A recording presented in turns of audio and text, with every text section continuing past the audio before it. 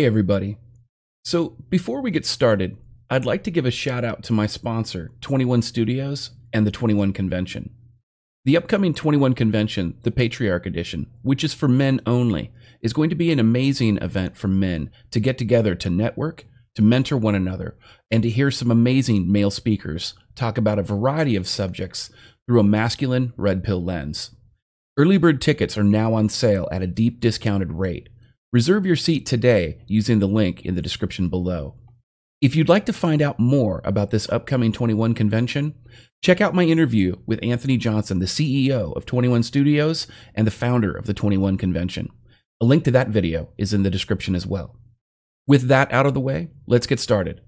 If you've been in the MGTOW community for any length of time, you'd know that at the end of 2017, Bitcoin sellers target marketed the MGTOW community to try to sell them red pill coins. The red pill coin cryptocurrency was a fiat currency without any financial backing or value. Marcus, from the groundwork for the metaphysics of MGTOW, first sounded the alarm on this, and as a result, was able to confirm he saved at least one investor $100,000 in potential losses by stopping them from investing in this crypto. I ended up doing a few videos on the red pill coin scam and fleshed out the majority of the actors, and the rest, well, is history. However, this idea that Bitcoin is a good investment or is somehow a viable alternate currency still persists. As you're about to see, it's not as viable as everyone thinks it is. There's a lot of risks, not just from new government regulation, but from bad actors within the Bitcoin community itself. In late September 2018, the SEC released this press release. The Securities and Exchange Commission today filed charges against an international securities dealer and its Austria-based CEO for allegedly violating federal securities laws in connection with security-based swaps funded with Bitcoins. According to the SEC's complaint, One Pool Limited, aka One Broker, registered in the Republic of the Marshall Islands, and its CEO, Patrick Bruner, solicited investors from the United States and around the world to buy and sell security-based swaps. Investors could open accounts by simply providing an email address and a username.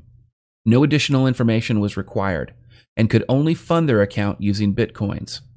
The SEC alleges that a special agent with the Federal Bureau of Investigation, acting in an undercover capacity, successfully purchased several security-based swaps on One Broker's platform from the U.S. despite not meeting the discretionary investment thresholds required by the federal securities laws. The SEC also alleges that Bruner and One Broker failed to transact its security-based swaps on a registered national exchange and failed to properly register as a security-based swaps dealer.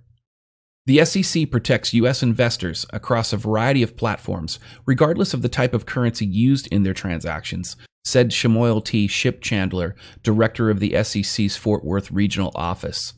International companies that transact with U.S. investors cannot circumvent compliance with the federal securities laws by using cryptocurrency. And then more recently, the United States government sanctions first Bitcoin addresses, so now they're going after Bitcoin wallets themselves. The U.S. Treasury's Office of Foreign Assets Control, OFAC, has taken action against two Iranian ransomware facilitators. The actions include publishing the perps' cryptocurrency wallet addresses and warning the cryptocurrency and financial communities that anyone transacting with the accused could be subject to secondary sanctions. The OFAC stated that the two Iranian-based individuals, according to a U.S. Treasury press release today, they helped exchange Bitcoin ransom payments obtained by Iranian malicious cyber actors involved in the SamSam ransomware scheme into Iranian rial. Now, in addition to that, in June of last year, CNBC reported 1.1 billion in cryptocurrency has been stolen this year, and it was apparently easy to do. 1.1 billion worth of cryptocurrency was stolen in the first half of 2018, and it's relatively easy to do, according to cybersecurity company Carbon Black. It's surprising just how easy it is without any tech skill to commit cyber crimes like ransomware, Carbon Black security strategist Rick McElroy says. The necessary malware, which even occasionally comes with customer service costs, an average of $224, can be as cheap as $1.04 on the dark web. Criminals use what's known as the dark web to facilitate large-scale cryptocurrency theft.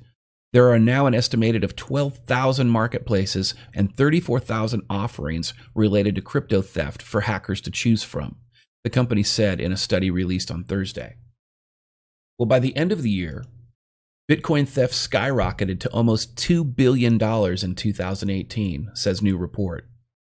A new report by CipherTrace says that hackers and other cybercriminals stole about $1.7 billion worth of Bitcoin and other cryptocurrencies in 2018. The Menlo Park-based blockchain forensic analysis firm says this number represents a five-fold increase from 2017's figures. Here is a copy of that report, Cryptocurrency Anti-Money Laundering Report 2018, Quarter 4. And they state, bad actors need to launder the $1.7 billion US dollars of cryptocurrency stolen and scammed in 2018.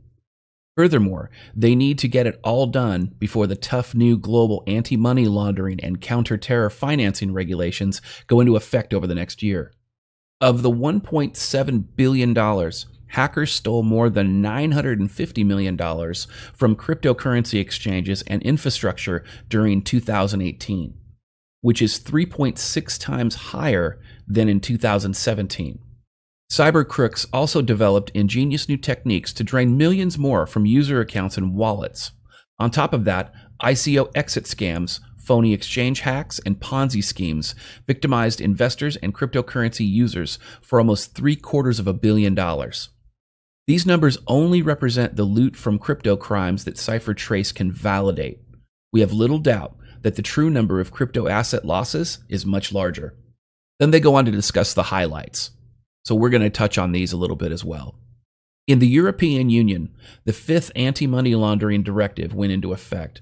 Entities in the cryptocurrency space must be prepared within less than a year's time to come into compliance. To combat entities attempting to circumvent political sanctions, such as those that went into effect against Iran in 2018, the U.S. Treasury's Office of Foreign Assets Control, for the first time ever, sanctioned individuals and identified their digital currency addresses. The Financial Action Task Force called for an effective global response to the AML-CTF risks associated with virtual asset financial activities.